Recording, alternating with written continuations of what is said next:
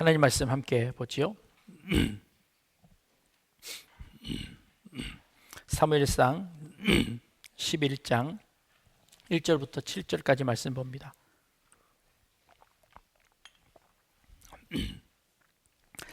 사무엘상 11장 1절부터 봅니다. 암몬 사람 나하스가 올라가서 길르앗 야베스에 맞서 진침해 야베스 모든 사람들이 나하스에게 이르되 우리와 언약하자, 그리하면 우리가 너를 섬기리라 하니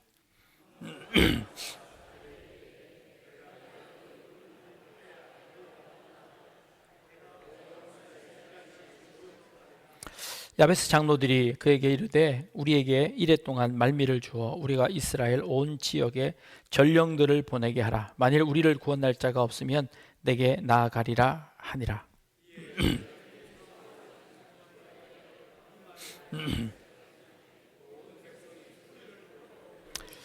마침 사울이 밭에서 소를 몰고 오다가 이르되 백성이 무슨 일로 우느냐 하니 그들이 야베스 사람의 말을 전하니라.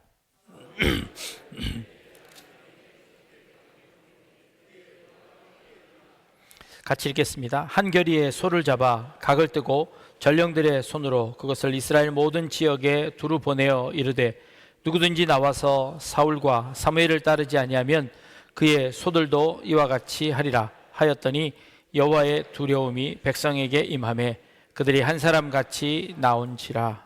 아멘. 1947년경에 사해 바다에 어떤 그 광야에 목동이 양을 치다가 잃어버린 양을 찾다가 동굴을 하나 발견합니다. 컴컴한 동굴이어서 동굴을 확인하느라 안쪽으로다가 돌멩이를 하나 잡고 이렇게 세게 던졌더니요, 안쪽에서 쨍그랑 소리가 나는 겁니다. 도대체 뭐가 있을까 하고 들어가 보았더니 항아리, 깨진 항아리 속에서 양피지, 양의 가죽으로 만든 종이가 발견되었는데 그 종이에 글자가 가득 쓰여져 있더랍니다. 그래서 이 목동은 그게 뭔지 모르고 좋아 보여서 그걸 가져다가 골동품상에다가 판 겁니다. 근데 골동품상의 주인은 그 한 페이지당 3불씩 쳐줘서 그걸 아주 헐값에 이제 사들인 겁니다. 그런데 그 지역을 여행하던 어떤 고고학자가 그 양피지를 보고 그 안에 있는 문자를 해독했더니 히브리어 글자로 기록되어져 있는 겁니다. 그래서 그걸 자세히 조사해 보았더니 그것은 구약 성경을 필사한 이 양피지로 밝혀졌습니다. 그래서 이 고고학자가 수소문을 해 역추적해 가는 겁니다. 그래서 결국 그 목동을 찾았고 그 목동에 의해서 그곳에 있는 그 동굴을 발견하게 됩니다. 그림을 한번 보여주실까요? 네, 이게 그 동굴이었고요. 이 동굴 주변을 탐색해 보니 무려 11개나 넘는 그 동굴이 발견되었고 그 동굴마다 그 항아리들이 가득가득 들어 있는 겁니다. 근데 조사해 본 결과 이 지역은 에세네파라고 하는 사독 제사장의 후손들로 여겨지는 사람들이 그곳에서 정착하며 살았던 것으로 밝혀졌습니다. 에세네파 사람들은 어떤 사람인고 하니 예수님 탄생하시기 전쯤 로마가 헤롯이 성전을 짓고 그 지어진 그 성전 안에 제사장들을 임명할 때에 로마와 결탁되어진 정치적인 그리고 뇌물을 준 사람들로 제사장들을 다 임명하자 그것에 회의를 느낀 사독 계열 제사장들이 모두 대거 광야로 간 겁니다. 그리고 광야로 가서 그곳에서 우리는 온전히 말씀을 따라 살겠다, 이미 성전은 타락했고 그 성전은 하나님의 성전이 아니다 라고 생각하고 그곳에서 하나님의 말씀만 열심히 보는 그런 사람들로 구성이 되었습니다. 그 지역을 발굴했는데요, 이렇게 발굴되어졌습니다. 네, 그들이 함께 공동생활을 했던 그런 모습들이, 유적들이 발견되어진 겁니다. 그리고 그 유적 중에 다음 페이지를 보여주시면, 네, 이런 항아리가 발견되었습니다. 이런 항아리는 완전히 공기가 통하지 않도록 밀봉해 놓아서 2000년이 지나는 시간 동안에 그 안에 있었던 양피지가 손상되지 않고 성경이 그대로 전수될 수 있도록 만들었던 것이죠. 이들은 언제 죽었는고 하니 AD 70년경에 로마가 와서 예루살렘 성전을 완전히 부술 그때에 이스라엘 백성들이 다, 많은 사람들이 다 죽었죠. 그때 최후까지 항전하다가 모두 다 전사한 것으로 여겨집니다. 그들이 살던 그 광야의 흔적들입니다. 그들이 죽음을 앞두고 마지막에 하나님의 말씀을 끝까지 보존하기 위해서 저런 장치를 해놓고 동굴 속에다가 감춰놓고 그 동굴을 위장해 놓았죠. 그것이 약 2000년이 지난 이후에야 발견이 되어졌던 것입니다. 근데 이 성경은 얼마나 가치가 있는고 하니 우리가 지금 읽고 있는 이 구약 성경에 있던 사본들보다 약 1000년이나 앞선 자료들입니다. 그러니 굉장히 역사적으로 귀중한 자료들이지요.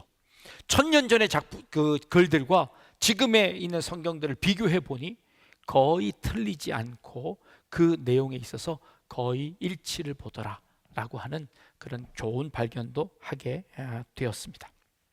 자, 그런데 그 중에 조금씩 다른 구절들이 있는데요. 오늘 우리가 읽은 본문에 있는 요 본문보다 거기에 조금 빠져 있는 본문, 그러니까 새롭게 추가되는 본문이 거기에 있더라는 거예요. 그래서 그 추가되는 본문을 여러분들에게 한번 읽어 드리려고 합니다. 아까 마지막 페이지 보십시오. 그때에 암몬 족속의 왕 나하스가 갓 지파 사람들과 르우벤 지파 사람들을 심하게 괴롭혔다. 나하스는 이스라엘을 구원하려는 자는 누구든지 오른쪽 눈을 도려낸다고 했다. 요단강 동편에 있는 이스라엘 사람들 가운데 한 사람도 오른쪽 눈을 도려내는 나하스로부터 무사할 수 없었다. 그런데 암몬 족속 중에서 7,000명의 사람들이 탈출하여 길르앗 야베스로 들어갔다라는 요 구절이 지금 우리가 읽고 있는 성경에 빠져 있는 부분입니다. 오늘 우리가 읽은 본문보다 바로 앞에 삽입해야 맞을 그런 내용들이 기록되어져 있었던 것이지요. 이 내용을 보면 그렇습니다. 요단강을 두고 요단강 동편에 갓 지파와 르우벤 지파들이 거기에 정착하고 있었습니다. 암몬 족속의 나하스 왕이 이 동쪽에 있는 이스라엘 지파부터 먼저 쳐들어와 이들을 모두 다 처단하기 시작했습니다. 그런데 이들이 전쟁할 때 어떤 짓을 했는고 하니 오늘 본문처럼 그 이스라엘 사람들의 오른쪽 눈을 빼는 끔찍한 일을 저질렀습니다. 오른쪽 눈을 뺀다는 것은 어떤 의미의 상징이 있냐 하면요, 전쟁을 할 때 왼손으로 방패를 들고 오른손으로 칼을 듭니다. 그러면 상대방과 전투를 하려면 오른 눈으로 반쯤은 가리고 오른 눈으로 봐야 상대와 전투를 할 수 있습니다. 근데 오른 눈을 빼면 완전히 자기 얼굴을 노출시켜야만 전쟁을 하죠. 이렇게 해서는 전쟁을 할 수 없게 된다는 겁니다. 전쟁을 할 수 없는 상태로 만드는 것, 한쪽 눈을 도려내는 상징적인 의미입니다.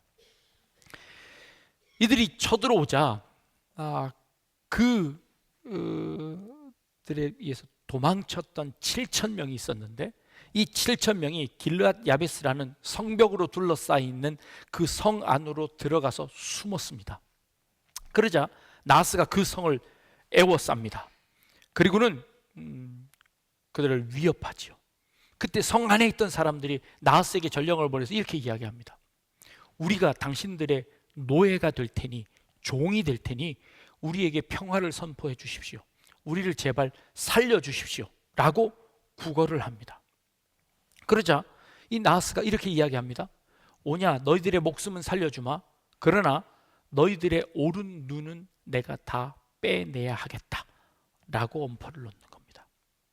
그 이야기를 들었던 이 이스라엘 백성들이 강 건너편에 있는 이스라엘 본진에다가 이 사실을 알립니다.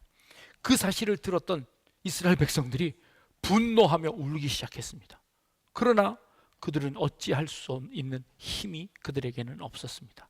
이 사실을 왕이 되었던 사울에게 이야기합니다. 그러자 사울이, 하나님의 영이 그에게 임하며 갑자기 사울이 화를 냅니다. 그리고는 자기가 농사 짓고 있던 소 한 마리를 잡아 그 소를 각을 떴다는 것은 이게 조각을 냈다는 겁니다. 각을 떠서 각 지파에게 보내며 모두 다 이 전투에 참여해라 하고 전투에 참여할 것을 이야기합니다. 만약 이 전투에 참여하지 않는다면 너희들이 갖고 있는 모든 짐승들을 이것과 똑같이 처리할 것이다, 다 죽일 것이다 라고 엄포를 놓는 겁니다.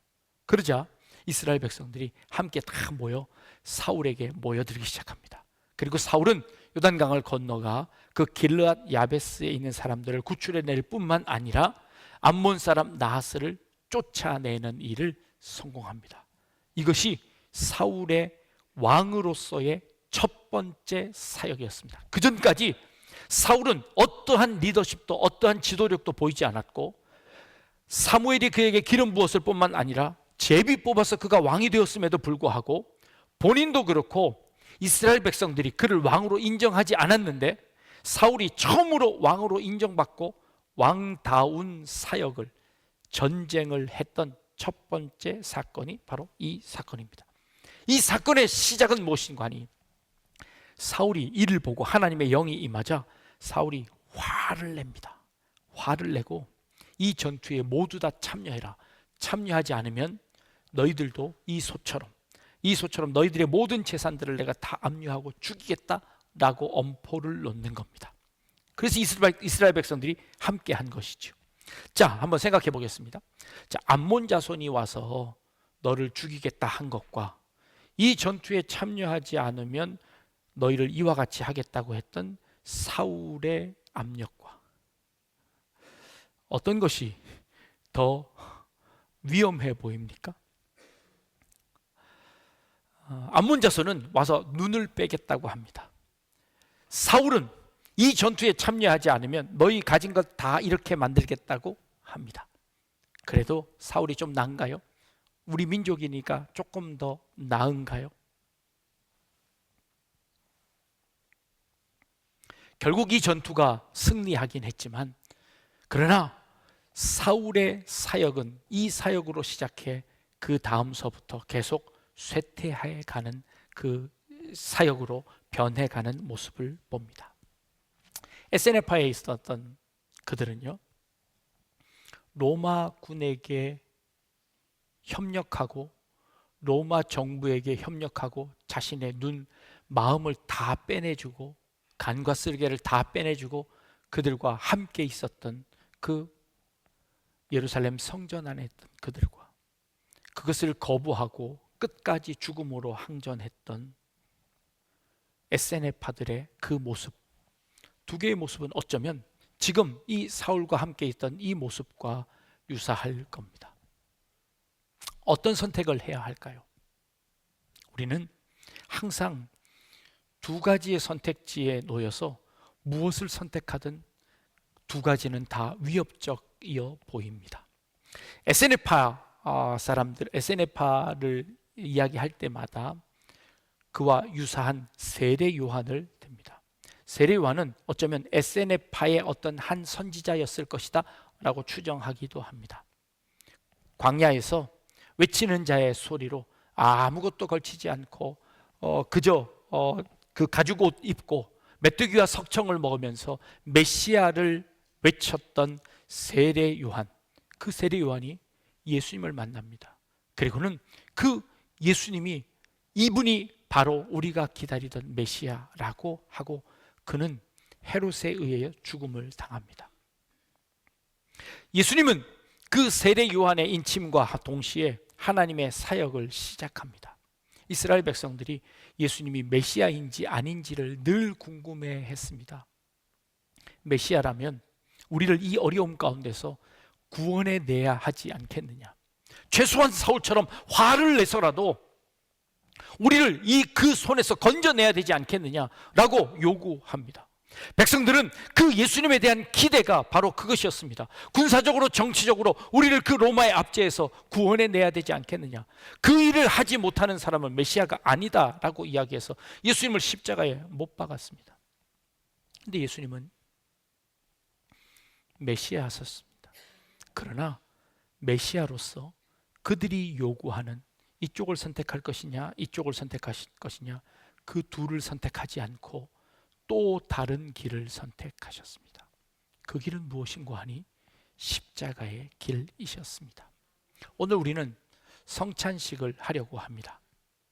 성찬식은 예수님께서 십자가를 지시기 바로 전날 제자들에게 이것은 너희를 위하는 내 몸이다, 이것은 너희를 위하는 내 피다 하고 주님께서 우리에게 주셨습니다. 참된 생명을 주셨죠. 그러나 어느 누구도 그 예수님께서 주신 그 생명의 떡과 포도주를 이해하지 못했습니다. 성찬식을 할 때마다 제가 늘 고민합니다. 우리는 지난주에 부활절 예배를 드렸습니다. 그리고 부활절이 지난 다음에 성찬 예식을 합니다. 이게 순서상 좀 틀렸죠. 그래서 성찬식을 먼저 하고 부활절 예배를 드려야 하는데 제가 늘 순서를 이렇게 바꿉니다. 바꾸는 이유는 그렇습니다. 세례를 통해서, 세례 예식을 통해서 세례를 받으신 분이 그 귀한 성찬에 한 분이라도 더 참석했으면 좋겠다는 마음에 성찬식을 한 주 뒤에다 합니다. 근데 순서상은 성찬식이 먼저여야 합니다. 이게 무슨 의미를 가질까? 제가 고민하다 이런 생각이 들었습니다. 첫 번째 성찬식은 아무도 그 의미를 생각하지 못했던 성찬식입니다. 그러나 예수님께서 부활하신 이후에 제자들끼리 모여서 함께 했던 성찬은 그 의미를 이해하고 한 성찬입니다. 그렇다면 우리의 이 부활 이후에 하는 성찬이야말로 진짜 그 의미를 이해한 성찬이 아닐까 생각하는 겁니다. 그래서 부활절 다음 주일날 우리는 이 성찬을 합니다. 이 성찬의 의미는 나스의 공격으로부터 한쪽 눈을 빼야만 하는 그 공격 가운데 우리를 구원해 낸 사울 왕이 좋아서 그를 칭찬하며 그를 따르는 이스라엘 백성들, 그리고 그 앞에 나스에게 포기할 것인가 아니면 사울을 따를 것인가 갈등하는 그 이스라엘 백성들 모습처럼 예수님이 십자가를 지셔야 하는 그때에 로마군에 항복하고 그들에게 아부하며 살아갔던 이스라엘 백성들, 아님 목숨을 내걸고라도 민족의 독립을 위해서 싸우자고 했던 그 이스라엘 백성들 가운데 예수님은 어느 편에 서실 겁니까? 라고 이스라엘 백성들이 질문할 그때에 예수님께서 선택하신 방법은 바로 이 성찬의 방법이었습니다. 내가 그들 앞에 비굴하게 무릎 꿇지도 않을 것이고 내가 그들과 맞서 싸우지도 않을 것이고 나는 또 다른 길, 그들에게 항복하지 않지만 그러나 내 자신을 내어줌으로 말미암아 이 몸으로 생명을 구원해내는 그 일을 내가 감당하겠다라고 말씀하시며 제자들에게 주셨습니다. 이 마지막 말씀을 하실 그때에도 제자들은 그 뜻이 무엇인지 이해하지 못했습니다. 그래서 마지막 성찬할 그때도 누가 더 높은지를 가지고 싸웠습니다. 누가 더 높은 자리에 앉을 것을 놓고 제자들은 다투었습니다. 그런 제자들임에도 불구하고 그들의 발을 씻겨주시고 그들에게 떡과 포도주를 주시며 이것은 너희를 위한 내 몸이다, 이것은 너희를 위한 내 피다 하고 주셨습니다. 그때는 아무것도 이해 못했습니다. 그러나 예수님이 부활하신 이후에서야 제자들이 그 예수님이 하신 말씀을 깨달았습니다. 그리고는 그들이 몰래 숨어서 성찬을 했습니다. 이 성찬을 할 때 이 예수님의 제자들에게 앞에 놓여진 것은 이 성찬을 하다가 들키면 로마 군인에게 잡혀가 짐승의 밥이 될 그런 상황이었습니다. 로마의 콜로세움은 어마어마한 원형 경기장을 만들어 놓고 그 로마의 콜로세움 안에서 죽어간 사람이 약 50만 명 이상 된다고 합니다. 어마어마한 사람이 죽었지요. 그 중에 많은 사람들이 크리스찬이었다고 기록하고 있습니다. 예수를 믿는다고 하는 그들을 잡아다가 짐승의 밥으로 주었습니다. 검투사들의 희생양으로 던졌습니다. 그리고 십자가에 화형을 시켰습니다. 그런 일들이 로마 콜로세움 안에 있었습니다.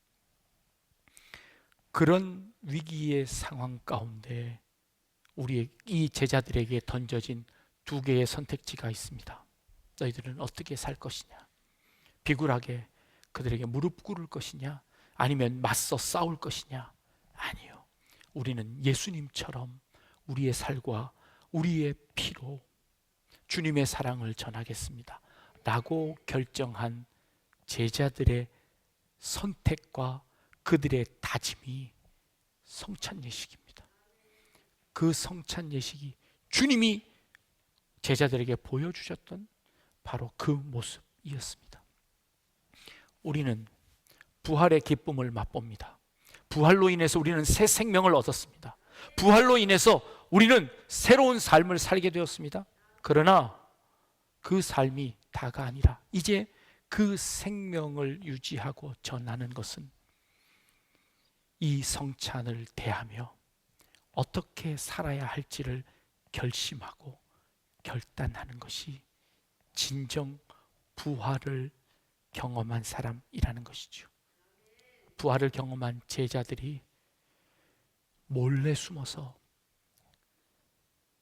그 공동체를 확인하고 주님이 우리에게 주신 그 사랑을 기억하며 그때 주님이 하셨던 그 말씀을 마음속에 새기며 떡을 함께 나누고 포도주를 함께 나누며 다짐했습니다. 오늘 이 시간 우리 함께 성찬을 나누며 함께 주의 말씀대로 살기를 다짐하는 저희들 되기를 원합니다. 사울처럼 금방 화내고 뛰어나갈 수 있습니다. 그래서 효과 볼 수도 있습니다. 그러나 그것은 오래가지 못합니다. 진정한 승리는 나의 십자가를 지고 묵묵히 그 길을 나아가는 것이야말로 진정한 승리라고 주님께서 가르쳐 주신 것처럼 오늘 이 성찬을 통해서 우리도 그 승리를 다짐하는 저와 여러분 되실 수 있기를 주님의 이름으로 축복합니다. 기도하겠습니다.